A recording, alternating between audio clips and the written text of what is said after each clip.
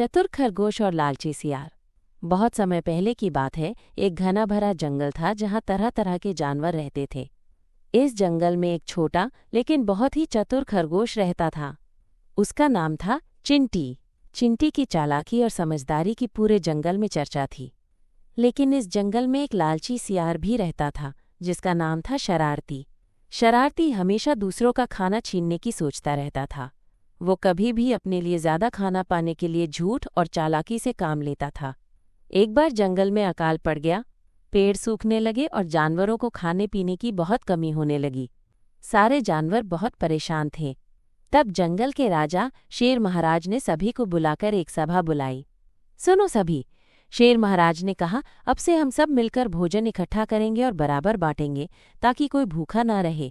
सभी जानवरों ने इस बात को खुशी खुशी स्वीकार कर लिया।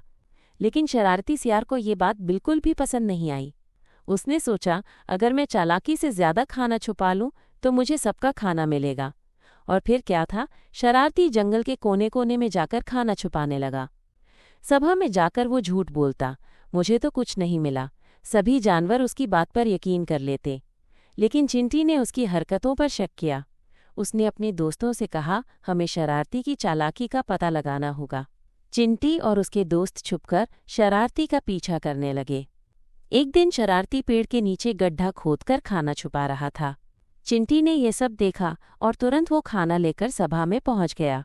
अगली सभा में जब शरारती फिर खाली हाथ आया तो चिंटी ने सबके सामने वो छुपाया हुआ खाना रख दिया। शेर महाराज ने गुस्से में शरारती को डांटा और कहा, तुम्हें 3 महीने तक जंगल के सभी जानवरों की सेवा करनी होगी।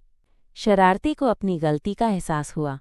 उसने माफ़ी मांगी और वादा किया कि अब वो कभी धोखा नहीं देगा। उस दिन से जंगल में फिर से प्रेम और एकता का माहौल बन गया। सभी जानवर मिलकर रहते और एक दूसरे की मदद करते।